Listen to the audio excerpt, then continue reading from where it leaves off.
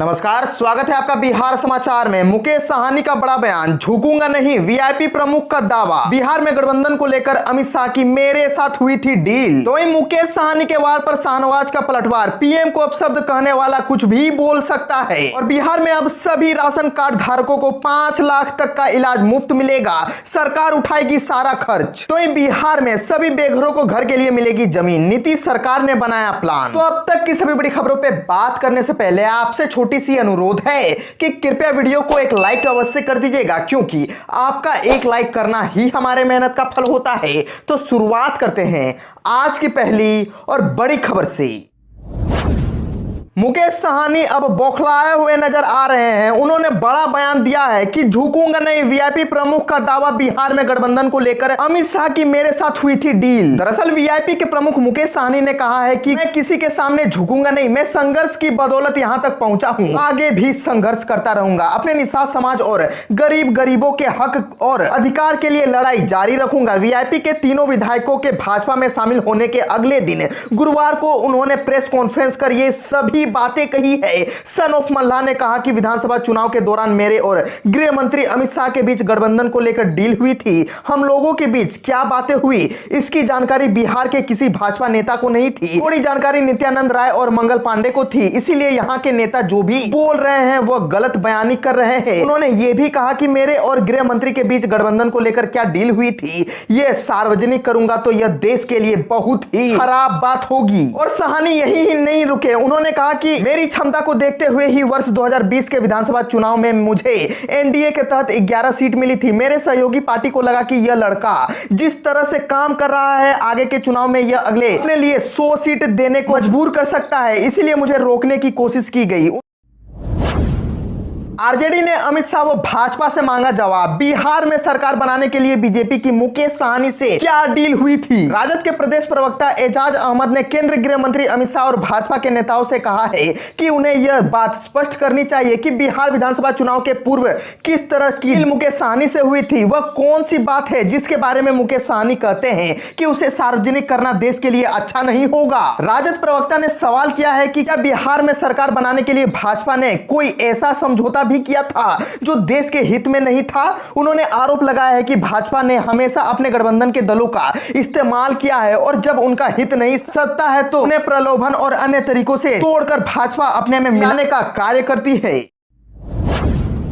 मुकेश साहनी के वार पर शाहनवाज का पलटवार, पीएम को अपशब्द कहने वाला कुछ भी बोल सकता है। असल उद्योग मंत्री शाहनवाज हुसैन ने मुकेश साहनी के नैतिकता वाले बयान पर पलटवार किया है। उन्होंने कहा कि जो पीएम और गृह मंत्री को अपशब्द कह सकता है वो हमारे लिए कुछ भी कह सकता है। नैतिकता सिर्फ एक के लिए नहीं है, सभी के लिए होती है। श्री हुसैन ने कहा कि उत्तर प्रदेश का रिजल्ट बहुत सारे सवाल और भाषाओं का जवाब है। लगातार हमारे नेतृत्व का अपमान किया जा रहा था, इसी वजह से तीनों विधायकों ने वीआईपी को छोड़ा है। हमारा एनडीए तो भाजपा का है। शाहनवाज हुसैन ने बोचहां सीट पर भी जीत का दावा किया। वहीं वरिष्ठ भाजपा नेता व मंत्री प्रमोद कुमार ने कहा कि 4 हमेशा 2 और 2 को मिलाकर होता है। कोई अकेला बोले हम 4 हो गए हैं तो यह उसका भ्रम है। कहा कि भाजपा ने मुझे 5वीं बार विधायक बनाया है और मैं भी अति पिछड़ा समाज से आता हूं। वीआईपी छोड़ बीजेपी में शामिल हुए विधायक राजू सिंह ने कहा कि मुकेश साहनी पार्टी नहीं प्राइवेट कंपनी चलाते हैं। राजनीतिक जीवन में भी उनका काम करने का अंदाज निजी कंपनी जैसा है। गरीबों और मैले कुचले कपड़े पहने लोगों से मुकेश साहनी नहीं मिलते और ना ही कभी उनके हित की बात करते हैं। भाजपा विधायक हरिभूषण ठाकुर बचौल ने मुकेश साहनी के साथ तेजस्वी यादव पर भी तंज कसा। कहा कि आज हम लोग सबसे बड़ी पार्टी हो गए हैं। जो लोग उगालते में थे कि उनकी पार्टी सबसे बड़ी पार्टी है, आज वह दूसरे नंबर की पार्टी के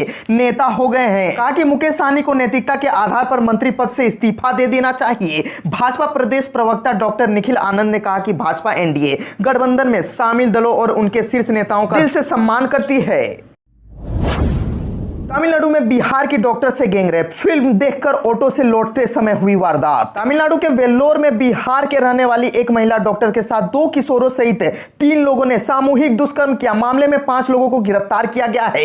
यह मामला बुधवार विधानसभा में भी गूंजा। इसके बाद मुख्यमंत्री एमके स्टालिन ने सदन को आश्वासन दिया कि कार्रवाई की गई है और दोषियों को दंडित किया जाएगा। पुलिस के मुताबिक पीड़िता घटना के दिन अपने दोस्त के साथ फिल्म देखकर घर लौट रही थी। आधी रात को फिल्म खत्म होने के बाद दोनों थिएटर के सामने ऑटो के लिए खड़े थे। तभी ऑटो वाला आया। ऑटो में एक ड्राइवर और 4 लोग पहले ही सवार थे। पीड़िता के मुताबिक तो उन्होंने ड्राइवर से अस्पताल की तरफ चलने को कहा। कुछ दूर जाने के बाद ड्राइवर ने रास्ता बदल दिया और रफ्तार भी बढ़ा दी। जब पीड़िता ने ड्राइवर से पूछा कि रास्ता क्यों बदला, तो इस ड्राइवर ने कहा कि रात में वो रास्ता बंद हो जाता है। इसके बाद ऑटो को रास्ते में शमशान घाट के पास सुनसान जगह पर रोक दिया। इसके बाद युवती ने अपने आप को बचाने की बहुत ही प्रयास किए, पर वो चारों दरिंदे ने दुष्कर्म किया। इसके बाद वो डर कर घटना के बाद बिहार चली आई। वेल्लोर पुलिस अधीक्षक राजेश कन्नन के पास डॉक्टर ने ऑनलाइन शिकायत दर्ज कराई, जिसके आधार पर मामला दर्ज कर लिया गया। आरोपियों ने युवती के साथ लूटपाट भी की थी। उनसे 40,000 रुपए नगद और सोने की चेन छीन ली।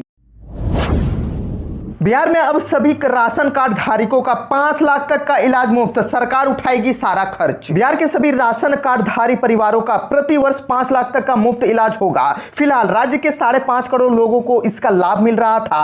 अब बिहार सरकार अपनी राशि से इसका लाभ 4 करोड़ और लोगों को देगी। स्वास्थ्य मंत्री मंगल पांडे ने विधानसभा में गुरुवार को इसकी घोषणा की। उन्होंने कहा कि राज्य के लोगों को मुख्यमंत्री नीतीश कुमार ने यह एक और बहुत बड़ा तोहफा दिया है। मंत्री ने कहा कि आयुष्मान भारत प्रधानमंत्री जन आरोग्य योजना के अंतर्गत राज्य के लोगों को मिलने वाली स्वास्थ्य सुविधाएं अब राज्य के नए 85 लाख परिवारों को भी मिलेगी। इन्हें यह सुविधा राज्य सरकार अपने खर्च से उपलब्ध कराएगी। अप्रैल में शुरू हो रहे वित्त वर्ष 2022-23 से यह सुविधा मिलने लगेगी। स्वास्थ्य विभाग के 2022-23 के आय व्यय पर विधानसभा में हुए बात विवाद के बाद स्वास्थ्य मंत्री अपनी बात रख रहे थे। उन्होंने कहा कि राज्य के 1 करोड़ 9 लाख परिवार के सदस्यों को आयुष्मान योजना के अंतर्गत प्रति वर्ष 5 लाख तक की चिकित्सा सुविधा मुफ्त में उपलब्ध कराई जाती है।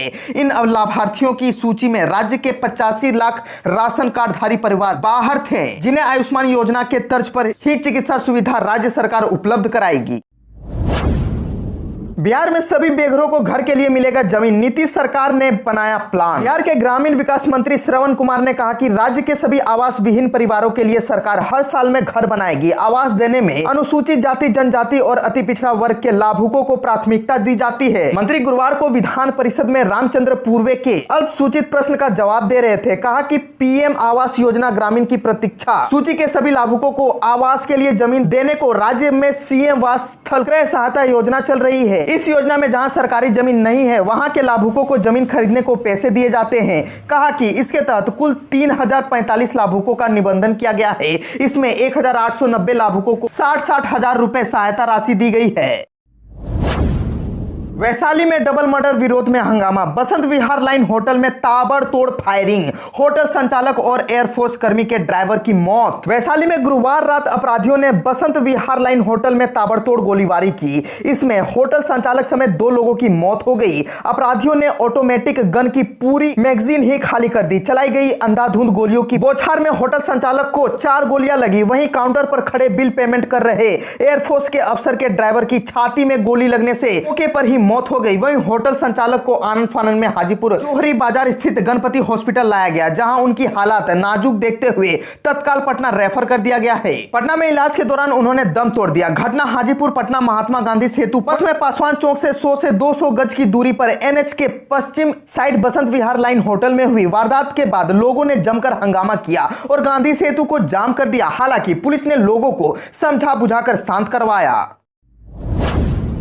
तो बात कर लेते हैं बिहार के मौसम की। तो प्रदेश में पटना सबसे गर्म, टूटा रिकॉर्ड, बारिश के भी आसार। 24 घंटे में राजधानी पटना प्रदेश का सबसे गर्म स्थान रहा, जहां गुरुवार को अधिकतम तापमान सामान्य से 5 डिग्री अधिक रहा। अधिकतम तापमान 39.4 डिग्री दर्ज किया गया। वहीं न्यूनतम तापमान 18.6 डिग्री दर्ज किया गया है। मार्च के अधिकतम तापमान में बीते 11 वर्षों में रिकॉर्ड तोड़ दिया है। मौसम विभाग के अनुसार 25 मार्च 2011 को 37.5 डिग्री रिकॉर्ड दर्ज किया गया था। इसके और पहले अगर मार्च 2010 की बात की जाए तो अधिकतम तापमान 41.4 डिग्री तक पहुंचा था। प्रदेश में पछुआ का प्रभाव बने होने के कारण ऐसा हो रहा है। अगर पटना के न्यूनतम तापमान की बात की जाए तो गुरुवार को 18.6 डिग्री रिकॉर्ड किया गया है। प्रदेश में पछुआ की गति 6 से 8 किलोमीटर प्रति घंटे है।